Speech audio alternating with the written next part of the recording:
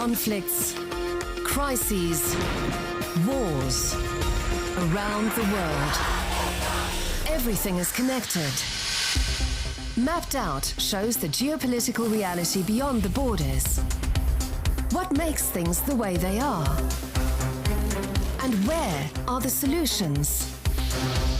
Mapped Out, navigating a changing world. Now on YouTube.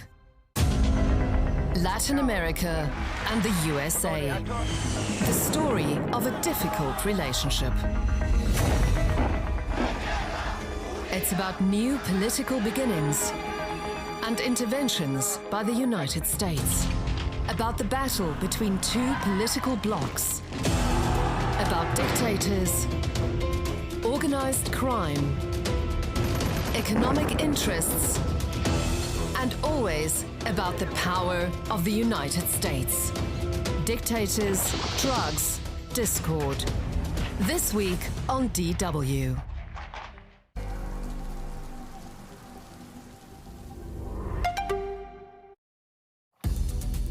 This is DW News, live from Berlin. Germany's Chancellor will be speaking in Davos at the second day of the World Economic Forum. Discussions are beginning a day after talks headed off US threats to take over Greenland.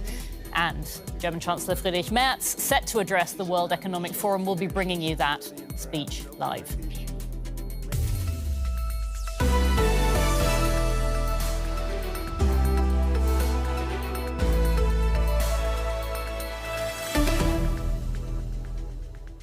Welcome, everyone. I'm Anya Coopers-McKinnon. In the next few minutes, the German Chancellor Friedrich Merz will be addressing the World Economic Forum in Davos. Now, he is likely to respond to Donald Trump, who yesterday dropped his threat of new tariffs on European countries that were opposing his plan to annex Greenland. The US president also said he would not use military force to take Greenland. But he did say the US is working on a potential deal over the Arctic territory following talks that he had with the NATO chief, Mark Rutte. But what exactly that deal is remains unclear for now. Now, Trump had been insisting the US needs to own Greenland, which is a self-governing territory of Denmark's. But he appeared to back down after meeting Mark Rutte. Rutte says he didn't propose any compromise on Greenland's sovereignty.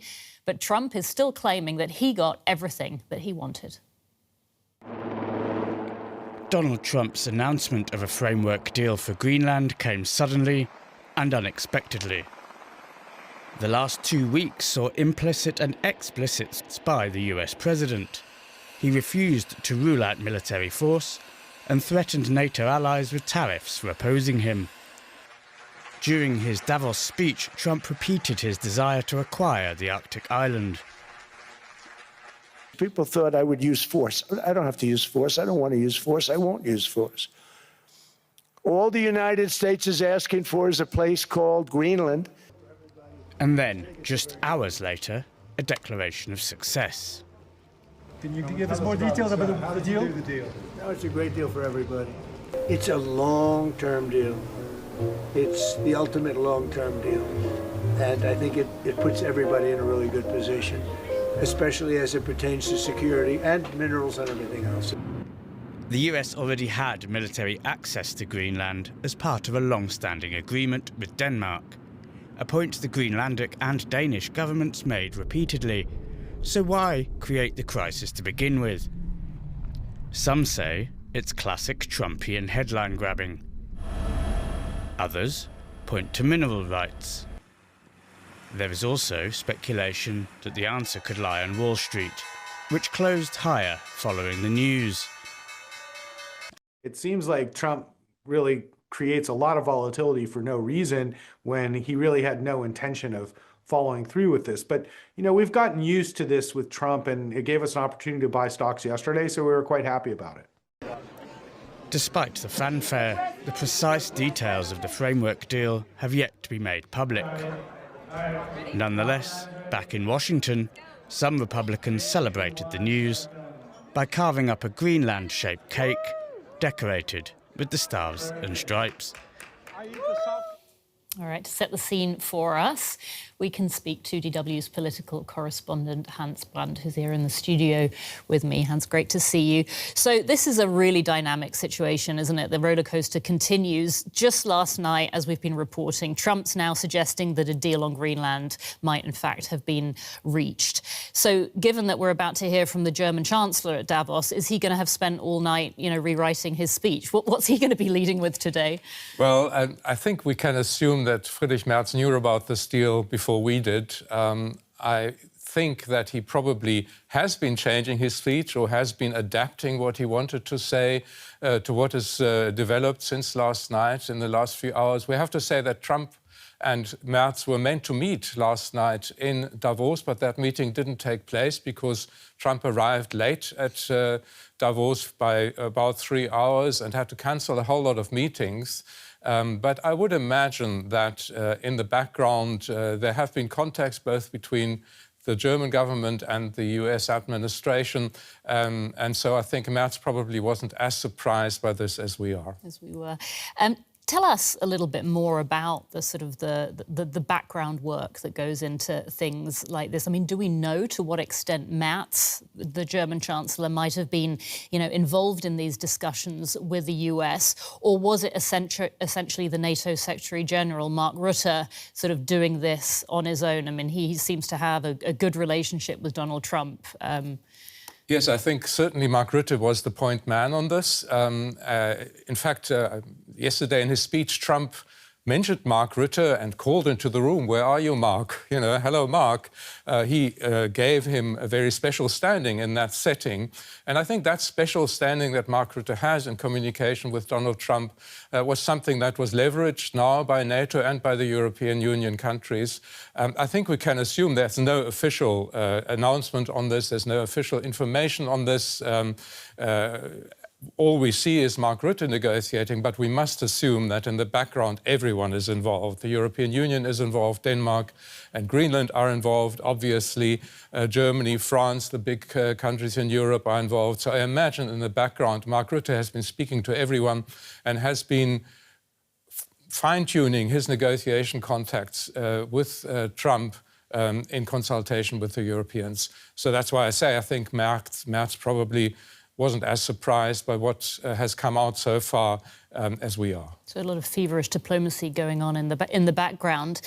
The Europeans, though, including Germany, did respond to Trump's threat to impose further tariffs by proposing tariffs of their own. I mean, they didn't just sit there and take it, did they? So do you think that made a difference in this whole sort of negotiating situation? There are indications, yes, indeed, from negotiating circles that did indeed make a difference.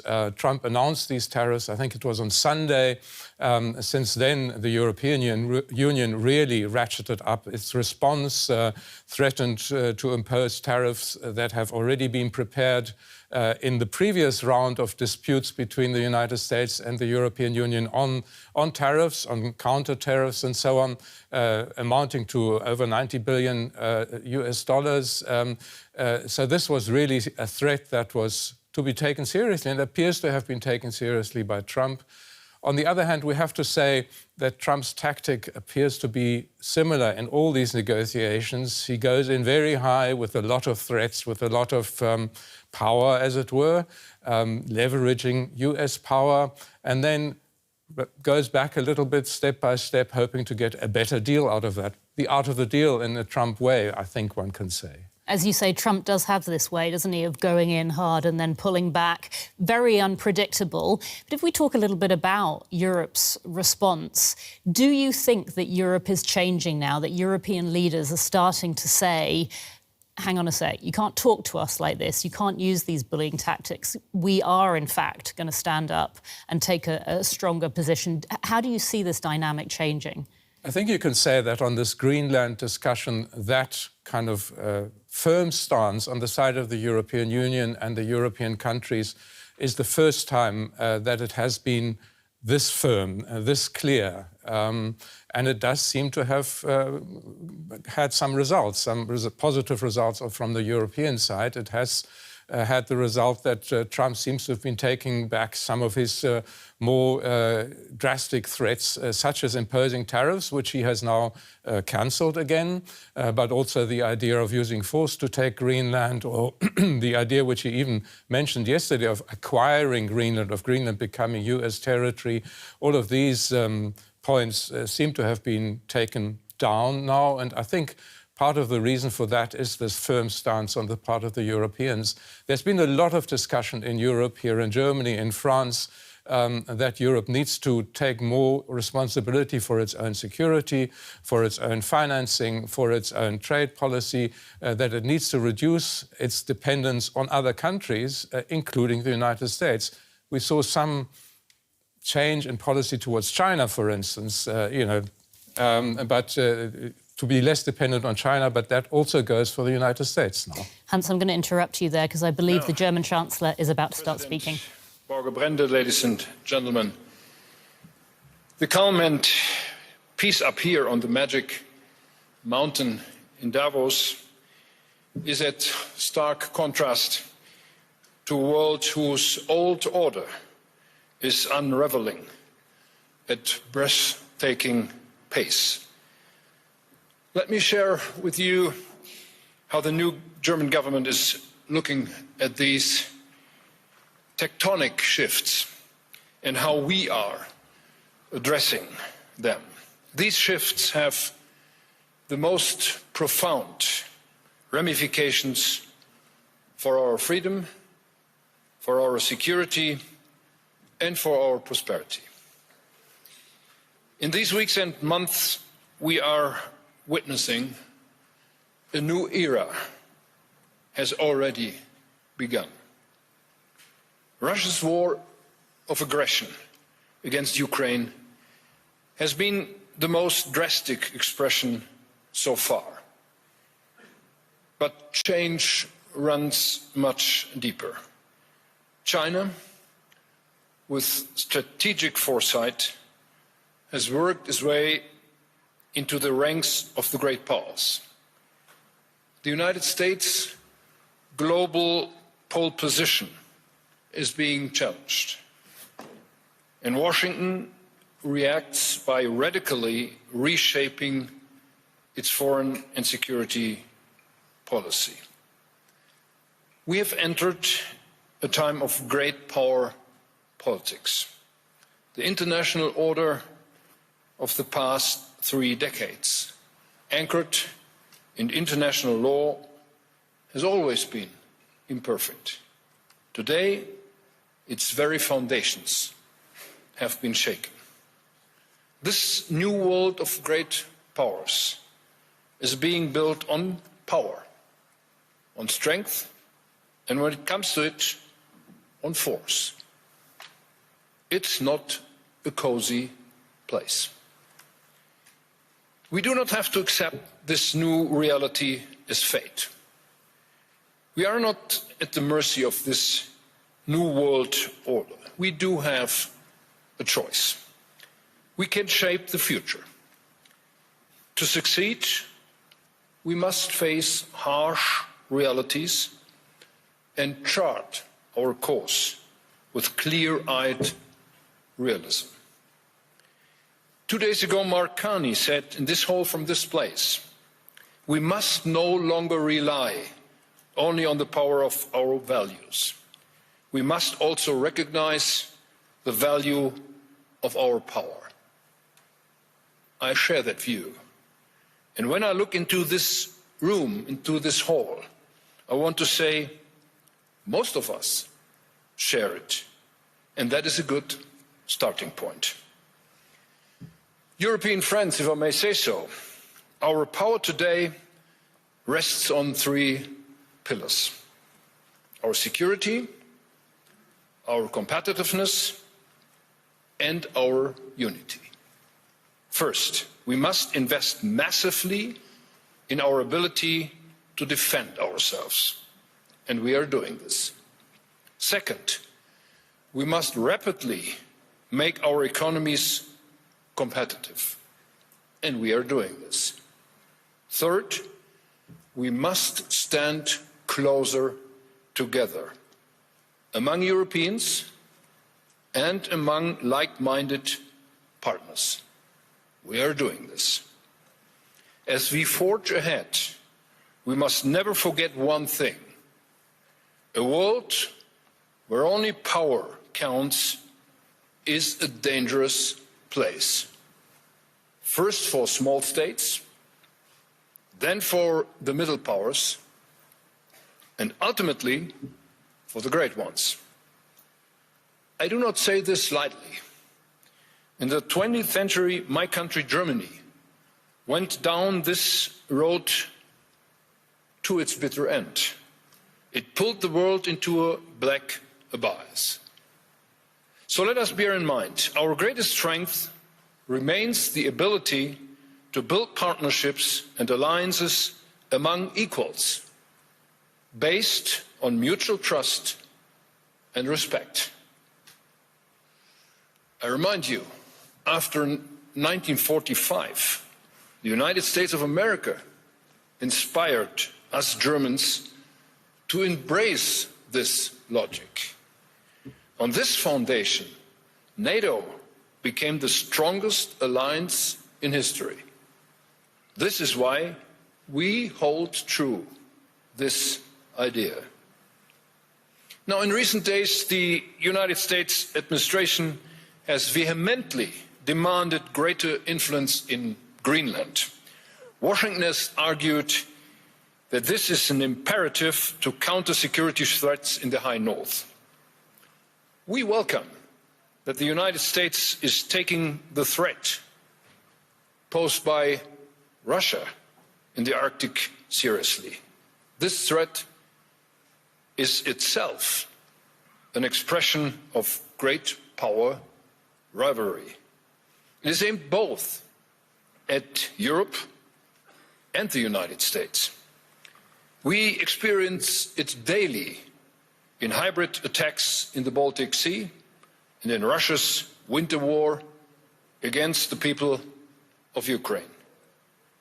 We share the conviction that as European NATO allies, we must do more to secure the High North as NATO. This is a common transatlantic interest.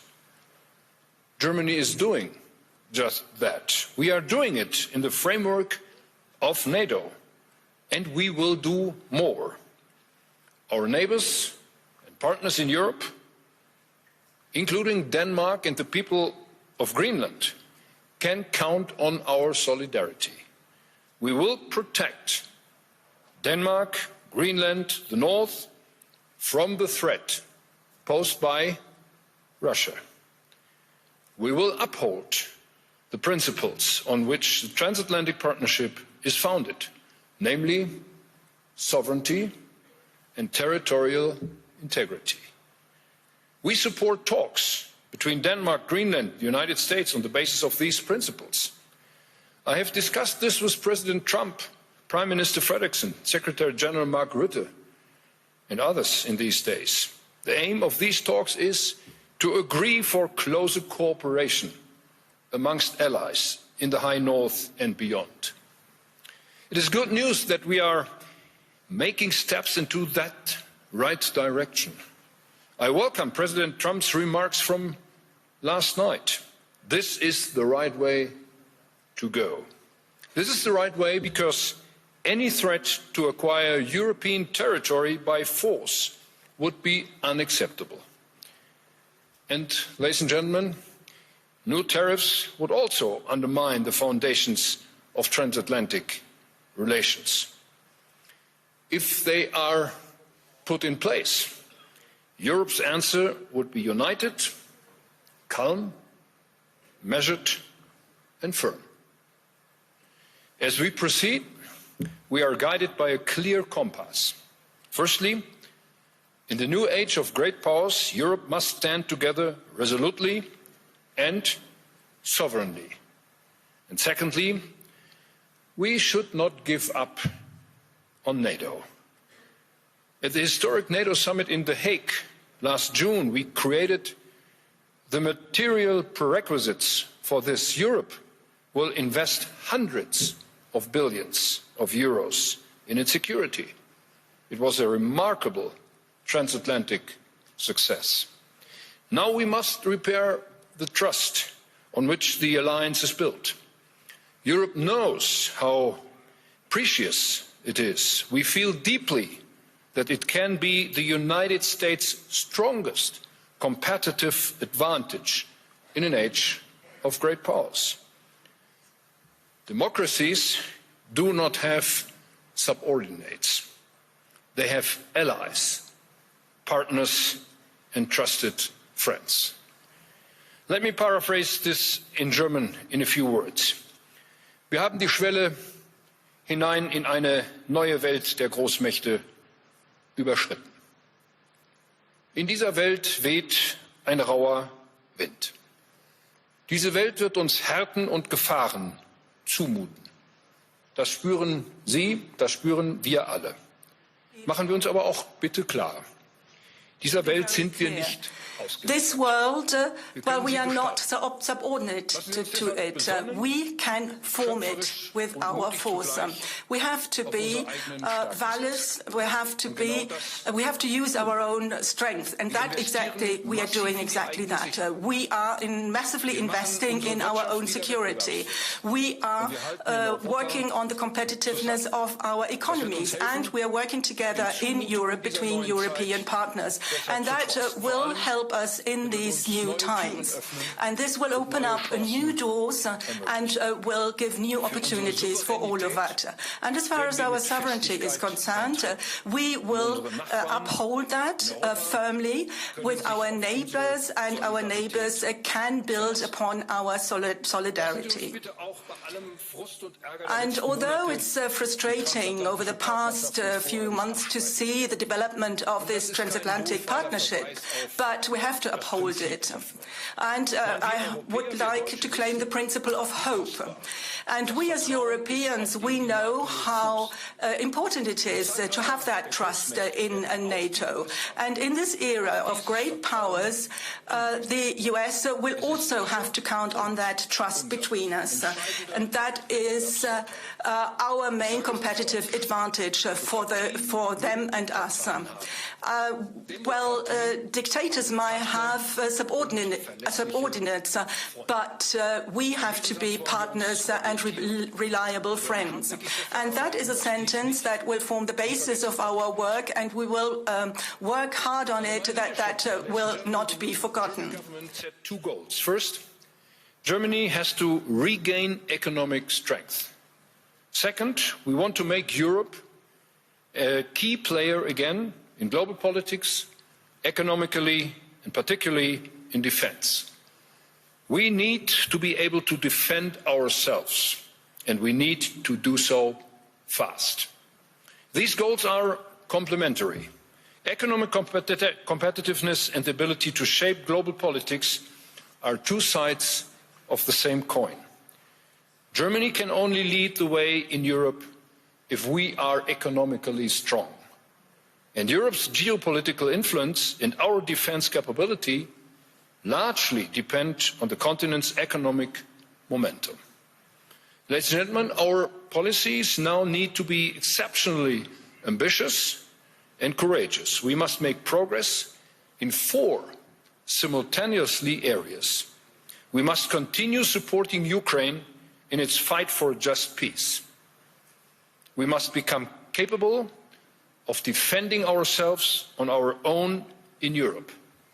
We want to reduce dependencies that currently make us vulnerable.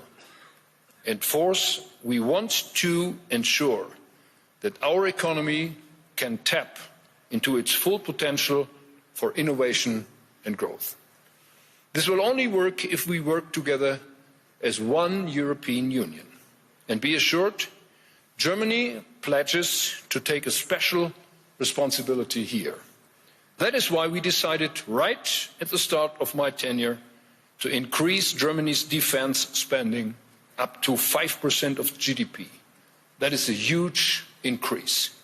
Boosting our military capabilities means to assert our sovereignty by systematically strengthening our defence. We are reducing our economic and technological dependencies. And there is no room for isolationism and protectionism in this agenda. Instead, we are talking about strategically coordinated ties worldwide. Europe's trade ambitions are crystal clear. We want to be the alliance offering open markets and trade opportunities. We want to strengthen the rules for fair trade and level playing field. Europe must be the antithesis to state-sponsored, unfair trade practices, raw material protectionism, tech prohibition, and arbitrary tariffs. Tariffs, again, have to be replaced by rules, and those rules need to be respected by trading partners. On this, the EU is making great progress. Mercosur has been signed. And by the way, I deeply regret that the European Parliament has put another obstacle in our way yesterday. But rest assured, we will not be stopped. The Mercosur deal is fair and balanced. There is no alternative to it if we want to have higher growth in Europe. And most likely, this agreement will provisionally be put in place. In a few days' time, the President of the European Commission will travel to India to establish the principles of a free trade agreement between the subcontinent and the European Union. I was in India a week ago, and I have no doubt whatsoever that the era of great powers presents an opportunity for all of us and for all countries that favour regulations above arbitrary rule and see greater benefit in free trade than in protectionism and isolationism. And Europe is joining forces with new partners, as you do see in our efforts to finalise trade agreements with Mexico and Indonesia. In order to make best use of these new partnerships, we need to put our house in order at home. We are aware of those problems. Both Germany and Europe have wasted incredible potential for growth in recent years by dragging feet on reforms and unnecessarily and excessively curtailing entrepreneurial freedoms and personal responsibility. We are going to change that now. Security and predictability take precedence over excessive regulation and misplaced perfection. We must reduce bureaucracy substantially in Europe. The single market was once created to form the most competitive economic area in the world, but instead we have become the world champion of over-regulation. That has to end. I have therefore mobilised EU leaders to convene for a special summit on February 12, at which we intend to set the course. Giorgia Meloni and myself, we have formulated a set of proposals we would like to see addressed. Amongst them are some new ideas. We propose an emergency brake for bureaucracy, discontinuity for legislative work, a modernised EU budget putting competitiveness centre stage. We want to have a fast, dynamic Europe and a service-oriented administration. I will insist that rapid progress be made, including on the Capital Markets Union. We cannot allow our European champions to continue being dependent on capital markets outside Europe. Instead, they should be able to grow in Europe, they should be able to be financed in Europe, and they should be able to go public in Europe.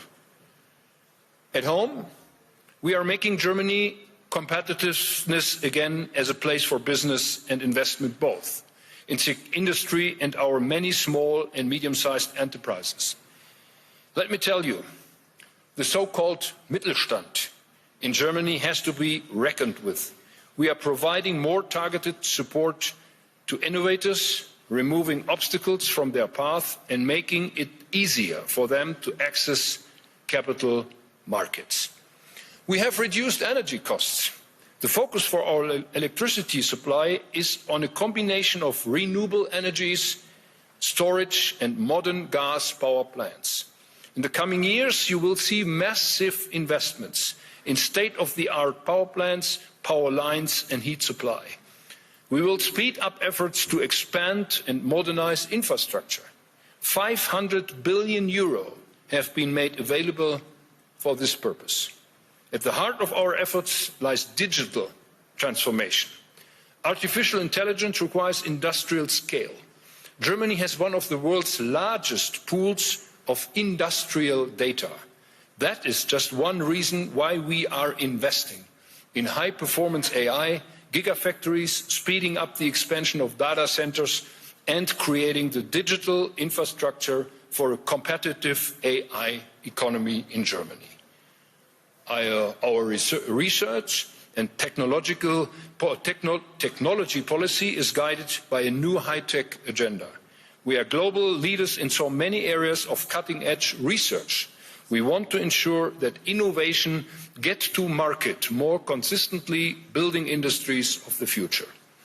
And whoever wants to invest in the future, let me be clear, you will find a very strong partner in Germany. We want to be a leading investment location for global capital. Our policy is to mobilize private sector investments in infrastructure, high-tech and industrial transformation with clear rules, strong institutions and long-term reliability. Now, ladies and gentlemen, let the headlines of the day not confuse you. I urge you, look at the bigger picture. The world around us is changing at unprecedented pace. The direction it takes must worry us. A world of great powers is a new reality.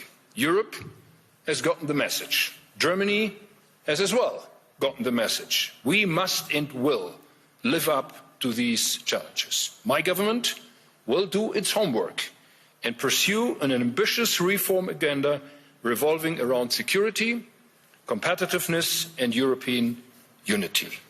Let us be inspired by what is maybe the most important lesson of enlightenment. Our fate is in our hands. It is in our responsibility and our freedom to shape it. This historic task lies ahead of us. Germany wants to play a key role in mastering it. Many thanks for your attention.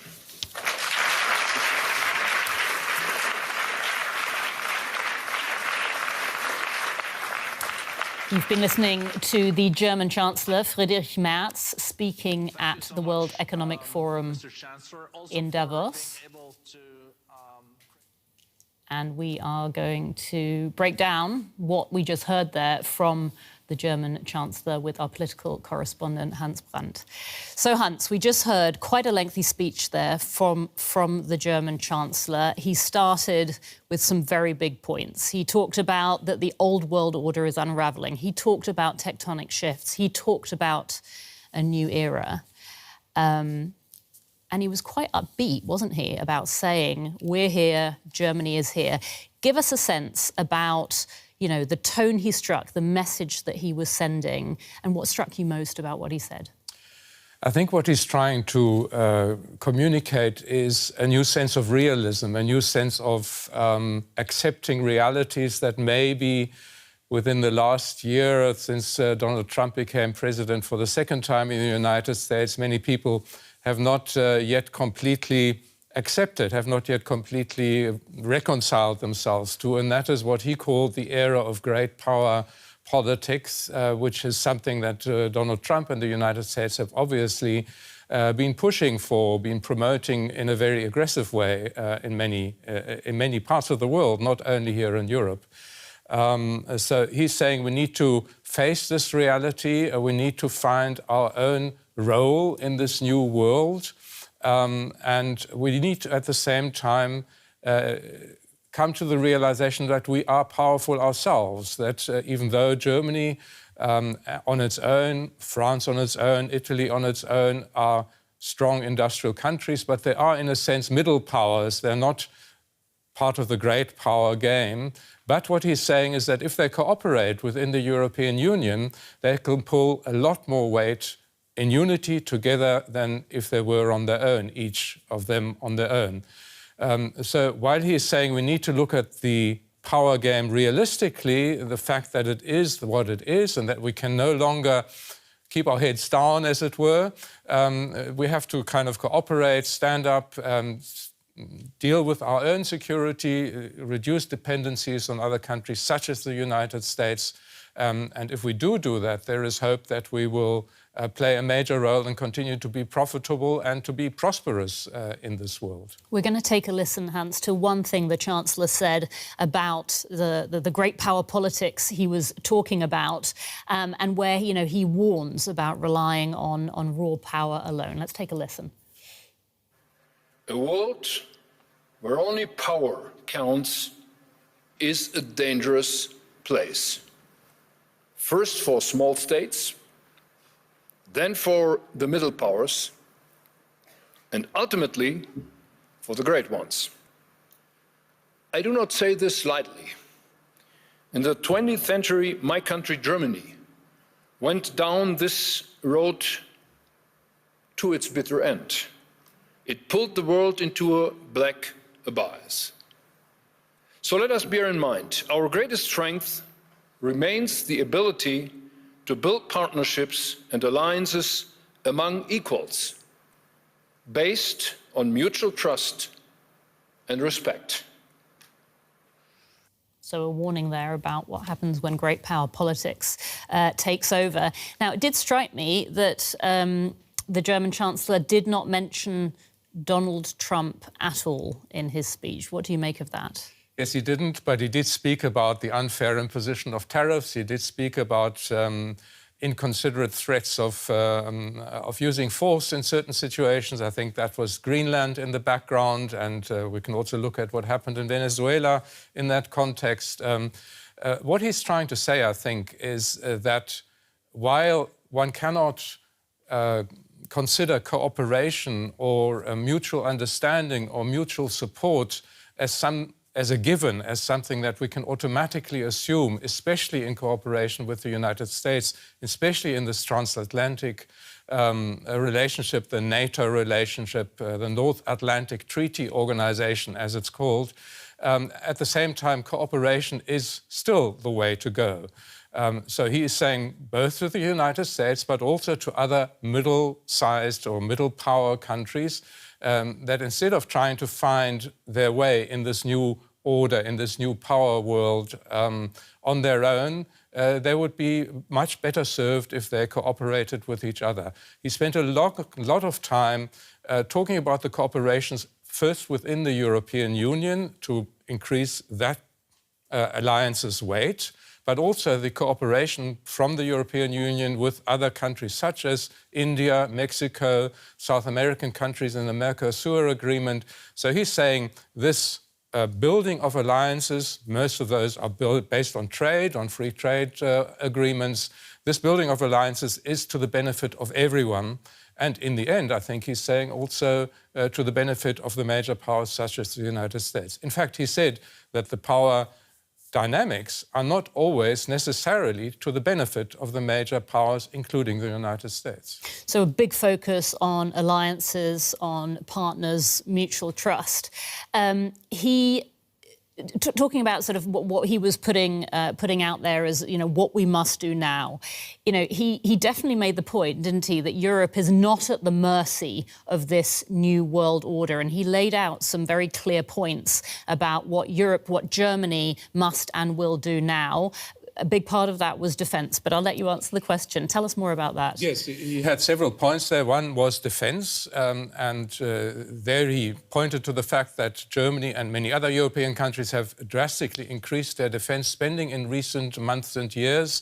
As a result, one has to say, of pressure from the United States and Donald Trump. Not only Donald Trump, pressure on that score has been coming from the United States well before Donald Trump took over as president again. So defense is key, and that's something where the European Union for some time has been trying to establish cooperation, defense cooperation, separate from NATO, although all European Union countries are also members of NATO.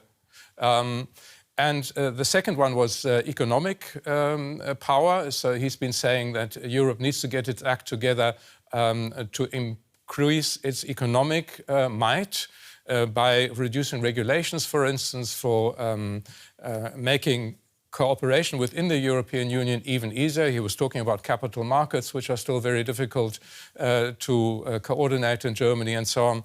And the third part was simply unity, saying that the European Union, which obviously with 27 member states is a fairly fractious body, not always can you find unanimity amongst all of these 27. So he's saying the matter of unity within the European Union, of basically working for the same side, as it were, is also very important. I did just want to mention China, because that was a part of this. Merz talked about China's rise as a great power.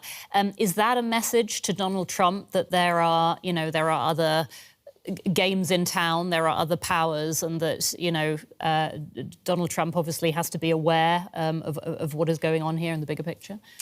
Yes, I think so. I think Merz was in fact a little bit complimentary about China. He said it had strategic foresight and had, with strategic foresight, achieved the kind of power and role that it plays in the world at the moment.